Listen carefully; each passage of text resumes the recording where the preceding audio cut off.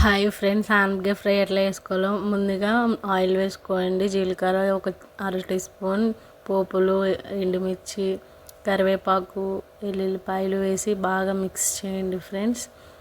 మాడిపోకుండా చూసుకోండి. ఇలా ఒక 5 మినిట్స్ వేగిన తర్వాత ఈ కలర్లోకి వచ్చాక నేనైతే ముందుగానే ఆనపకాయ ముక్కలు తీసుకొని పెట్టుకున్నాను ఫ్రెండ్స్. అవి వేగిన తర్వాత ఇట్లా వేస్తున్నాను. అవన్నీ వేసిన తర్వాత బాగా కలపండి. ఇవి ఆనపకాయలు చిన్న చిన్న ముక్కలుగా వస్తే మీకు ఆయిల్లో బాగా మగ్గుతాయి. మీరు నీళ్ళు వేయక్కర్లేదు. అలా ఒక 10 మినిట్స్ ఉంచండి. 10 మినిట్స్ ఉంచి మళ్ళీ కలపండి. మూత పెట్టేసి తీసిన తర్వాత బాగా కలిపి ఇట్లా ఈ రంగులో వచ్చేసరికి మాడట్టకుండా మంచిగా కలపండి. సో నేనైతే అందులోకి అర టీ స్పూన్ పసుపు, ధనియాల పొడి వేసి బాగా మిక్స్ చేస్తున్నాను ఫ్రెండ్స్. ఇలాగా అంతా కలిపేటట్టుగా పట్టేటట్టుగా దానికి కలపండి. సో మీరు ఎంత బాగా కలిపితే అంత టేస్ట్గా ఉంటుంది. మళ్ళీ మూత పెట్టండి. ఒక 15 మినిట్స్ అయిన తర్వాత తీసి మూత పక్కన పెట్టి బాగా మిక్స్ చేసి కలపండి ఫ్రెండ్స్.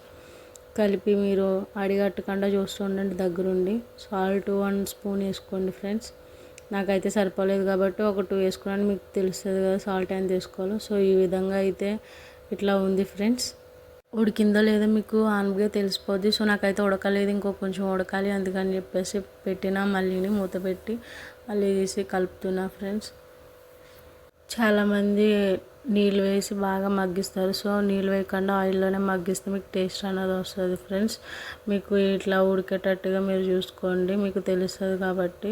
సో ఆయిల్లో మగ్గిస్తే టేస్ట్ అన్నది వేరే లెవెల్లో ఉంటుంది. సో మీకు ఈ కర్రీ నచ్చిందో లేదో లైక్ చేసి కామెంట్ చేసి నన్ను ఫాలో చేయండి ఫ్రెండ్స్. మరిన్ని వీడియోల కోసం మేము ముందు ఉంటాను.